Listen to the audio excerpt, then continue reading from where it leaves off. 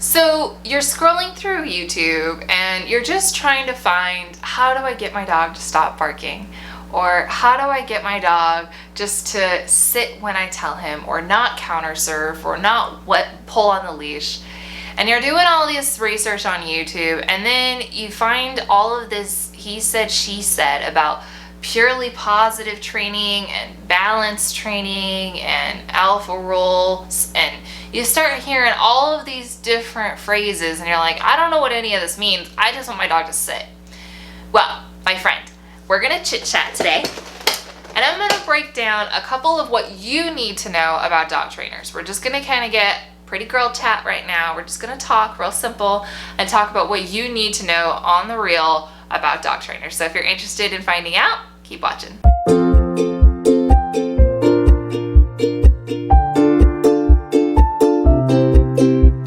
What's up, guys? It's Jenna with Dog Liaison, where I coach you on how to enhance your dog's mental health needs. On this channel, we break down scientific research in order to inform and educate us on how to train dogs. So if you're interested in kind of nerding out on canine cognition, do me a favor, hit that subscribe button. So I'm going to give you the too long didn't listen version of how to pick the best dog trainer for you and how to pick the best dog training method for you. But we're going to do this in simple terms. I want you to forget balanced. I want you to forget purely positive. I want you to forget I'm a positive reinforcement trainer. I want you to forget, dominance theory. I want you to forget all those words. What I really want you to realize is that dog training is as much of a studied science as teaching children.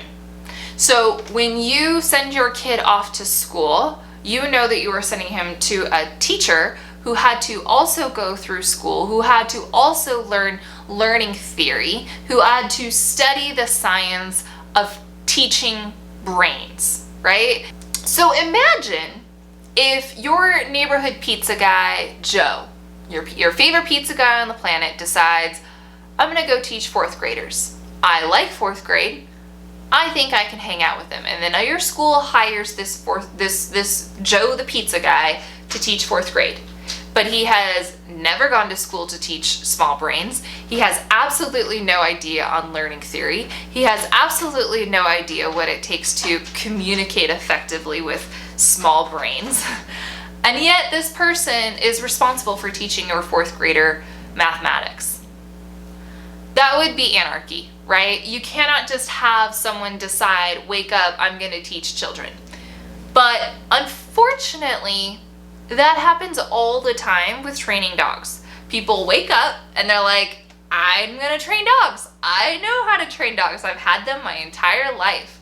Well, my friends, that doesn't say anything about their education in training dogs. That doesn't say anything about their understanding of learning theory. That doesn't explain anything in their understanding on how to communicate effectively with canine brains. So the first thing you want to ask yourself is, okay, I hear them saying phrases like dog psychology, but where is their evidence? What are they pulling from? Are they pulling from, say, the DACBB blogs? And they have an incredible blog that I absolutely recommend. You could also see, does this person reference scholastic journals?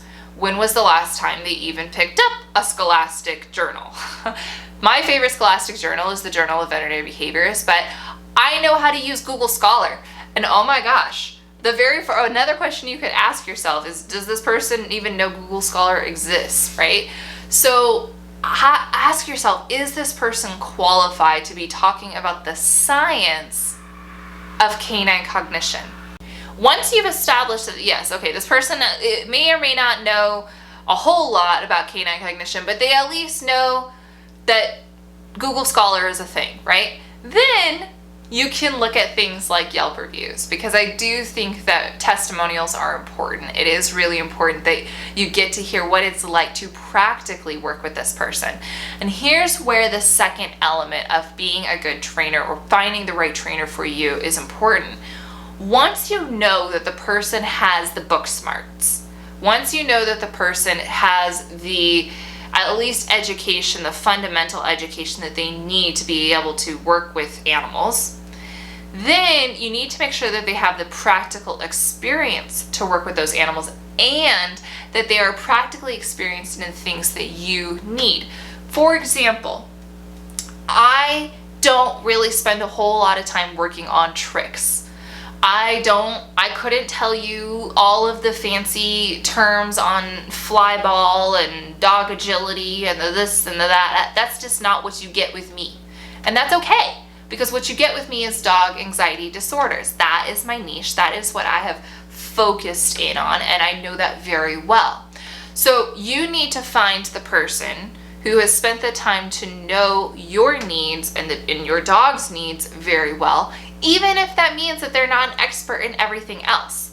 The best dog trainers are not actually experts in everything. The best dog trainers know how to niche. The best dog trainers understand that the world of canine cognition is so broad.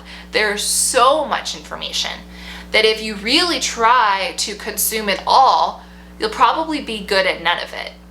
It's better to niche down and say, I'm going to spend my time knowing this thing. I'm going to memorize this thing and get really good at that, than to try to consume everything. So in the description box below, I have listed some of my absolute favorite resources that I really recommend you check out. If you enjoyed this video, do me a favor, hit that like button, consider subscribing for nerdy dog training content, and I'll see you guys in the next video.